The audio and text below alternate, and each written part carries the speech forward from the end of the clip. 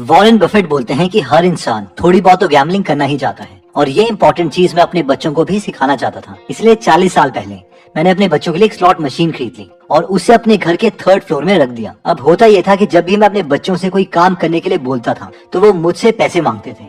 अब जब भी बच्चे मुझसे पैसे मांगते तो मैं उन्हें वो पैसे दे देता और अपना काम करवा लेता। फिर मेरे बच्चे मुझसे पैसे लेके 3rd फ्लोर में जाते और उन पैसों को उन स्लॉट मशीन में डाल के गैम्बल करते और फिर रात को जाके मैं वो पैसे निकाल लेता और अगले दिन दोबारा से उनसे काम करवाता और वो वही पैसे उन्हें दे देता और ये चलता रहता। तो हमें से बहुत से लोगों के मन में ये सवाल तो होगा कि ट्रेडर हो या इन्वेस्टर हो, दोनों ही लोग शेयर्स को खरीदते और बेचते हैं।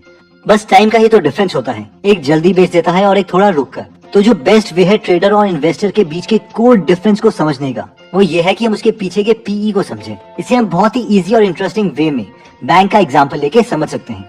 देखिए, अगर बैंक में आज आप 100 रुपए इन्वेस्ट करते हैं और अगर हमें बैंक 10% रेट ऑफ इंटरेस्ट देता है तो एक साल के बाद वो पैसे 110 रुपए हो जाएंगे। अब इस 110 रुपए में से 100 रुपए तो आपके ही थे, यानी आपकी अर्निंग जो हुई वो हुई 110 माइनस 100 इज इक्वल टू 10 रुपए।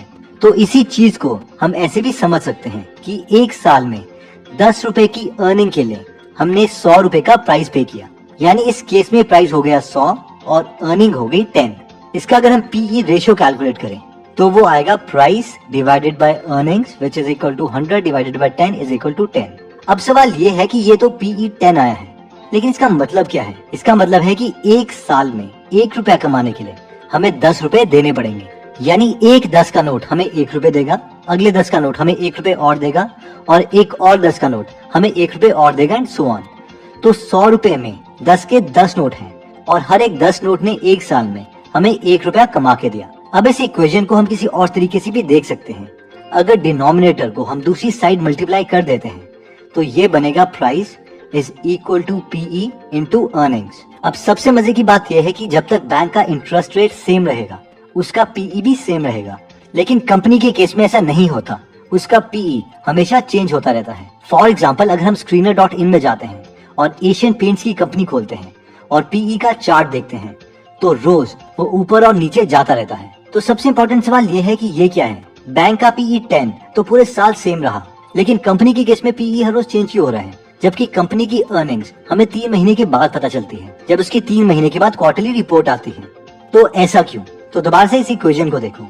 कंपनी का शेयर प्राइस 2 चीजों से बना है। पहला उसकी एक्चुअल अर्निंग्स, यानी कंपनी ने एक्चुअल में कितने पैसे कमाए, और दूसरा पीई यानी सॉर्ट ऑफ पब्लिक का इमोशन क्या था।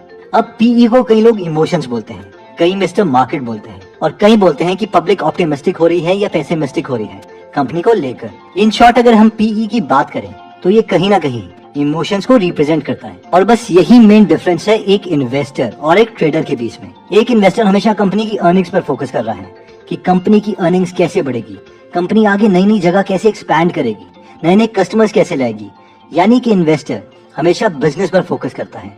लेकिन एक ट्रेडर को कंपनी की अर्निंग से ज्यादा लेना देना नहीं है। उसका मेन फोकस है कि कंपनी से रिलेटेड न्यूज में क्या चल रहा है, ताकि वो बाकी ट्रेडर्स का इमोशन जान ले, जिससे ये पता चल जाए कि शेयर का प्राइस इंक्रीज होगा या नहीं, और इसके अकॉर्डिंग वो कॉल या पुट ऑप्शंस खरीदे। तो सबसे पहली हमारी लर्निंग ये है कि वैल्यू इन्वेस्टर्स का मेन फोकस अर्निंग पर है, लेकिन एक ट्रेडर का main focus overall market mood पर है या कोई ऐसी न्यूज पर है जिससे प्राइस कम या ज्यादा हो। नेक्स्ट पॉइंट कहता है कि investors also see PE and traders also see earnings. इस पॉइंट का मतलब है कि इन्वेस्टर पीई यानी सॉर्ट ऑफ मार्केट के मूड को भी देखते हैं और ट्रेडर्स कंपनी की अर्निंग्स को भी देखते हैं। अब आप में से बहुत लोग सोच रहे होंगे कि ये क्या है, ये तो पिछले पॉइंट का उल्टा होगा। तो आइए इसे सिंपल भाषा में समझते हैं। दोबारा से हम इस इक्वेशन को देखते हैं कि एक कंपनी के शेयर का प्राइस उसके शेयर की अर्निंग और उसके पीई से मिलकर बनता है। अब लेट्स से कि आप और आपका फ्रेंड दोनों वैल्यू इन्वेस्टर्स हैं और दोनों एक कंपनी को एनालाइज कर रहे हैं जिसका नाम है एबीसी प्राइवेट लिमिटेड। इस कंपनी के एक शेयर की अर्निंग 100 रुपीज है। आप दोनों ने इस कंपनी को एनालाइज किया और इस नतीजे पर पहुंचे कि इस कंपनी की अर्निंग्स 2 साल में बढ़कर डबल हो जाएगी, यानी 100 रुपए पर शेयर से बढ़कर 200 रुपए पर शेयर हो जाएगी। और आप दोनों इस कंपनी के शेयर्स को खरीदने का सोचते हैं। आप इस कंपनी को तब खरीदते हैं जब लोग इसके बारे में नेगेटिव सोच रहे हैं, जिसकी वजह से उसका पीई कम है और वो 10 चल रहा है, और आपका दोस्त थोड़ी लेट कर देता है। उस वक्त इसी कंपनी का पीई 20 हो जाता है।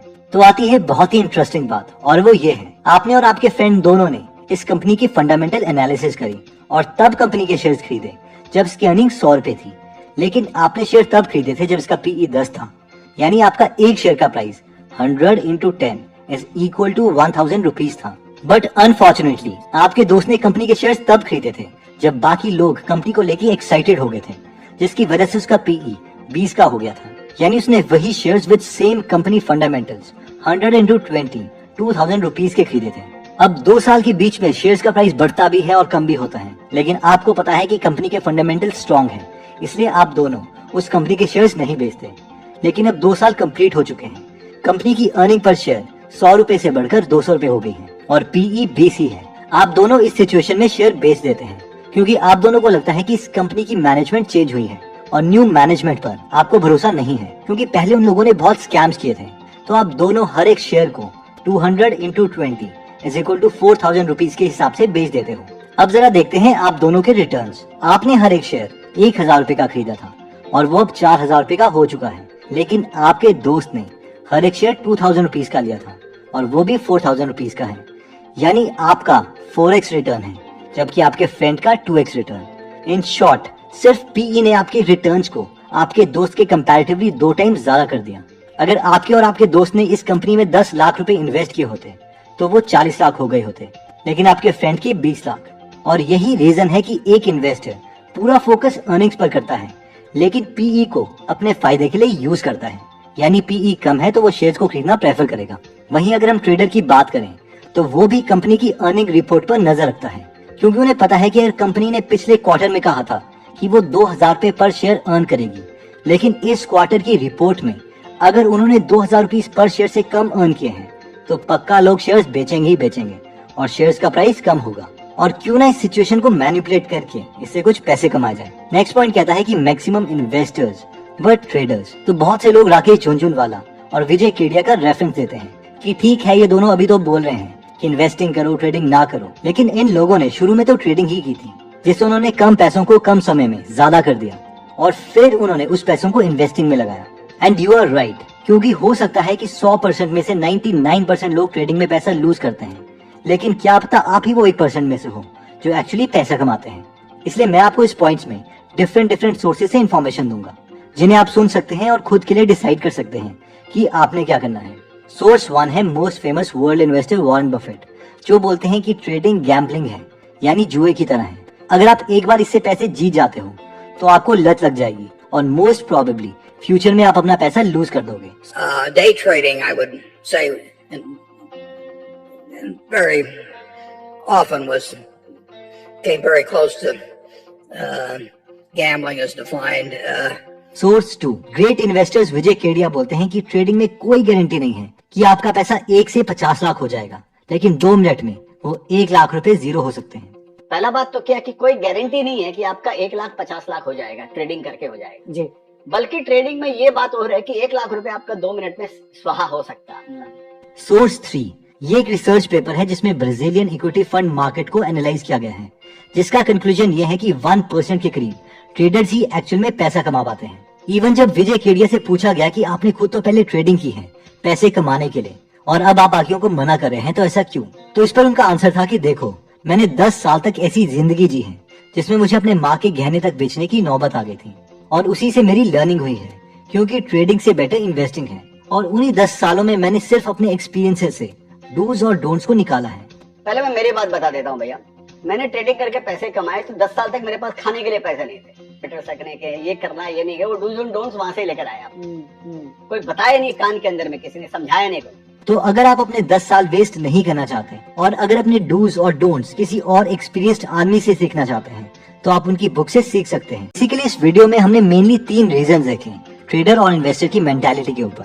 फर्स्ट पॉइंट में पहले हमने पीई इक्वेशन के बारे में समझा और फिर देखा कि इन्वेस्टर्स का मेन फोकस कंपनी की अर्निंग्स पर होता है और एक ट्रेडर का पूरा फोकस मार्केट के मूड पर होता है, यानी लोगों के इमोशंस पर। सेकंड पॉइंट में हमने एग्जांपल लिया था आपके और आपके फ्रेंड का कि अगर आप दोनों कंपनी की फंडामेंटल एनालिसिस करते हो और अगर आप ये पता करते हो कि कंपनी की अर्निंग इंक्रीज होने वाली है, इसके बावजूद आपने ज्यादा पैसे कमाए क्योंकि आपने कम पीई में शेयर खरीदे थे। इसलिए इन्वेस्टर्स पीई को देखकर शेयर्स को खरीदना प्रेफर करते हैं ताकि उन्हें ज्यादा फायदा हो। और वहीं पर ट्रेडर्स भी अर्निंग की रिपोर्ट देखते हैं, लेकिन उनका मेन रीजन अगेन यही देखने में होता है कि अर्निंग से लोगों के इमोशंस में क्या फर्क पड़ेगा और इसीलिए वो उससे होने वाले इमोशंस को प्राइस प्रेडिक्शन में यूज करना चाहते हैं। थर्ड पॉइंट में हमने ये डिस्कस किया था कि काफी सारे लोग ये पॉइंट देते हैं कि शुरू में हम अपने कम कैपिटल को इंक्रीज करने के लिए ट्रेडिंग कर सकते हैं और बाद में बेशक इन्वेस्टिंग कर लेंगे, क्योंकि मेन दिग्गज जैसे कि राकेश झुनझुनवाला और विजय केडिया ने भी यही किया था। बेशक अभी वो कुछ भी बोले तो एक्चुअल में ये ट्रू भी है, इसलिए मैंने सिर्फ ग्रेट इन्वेस्टर के थॉट्स आपके सामने रखे हैं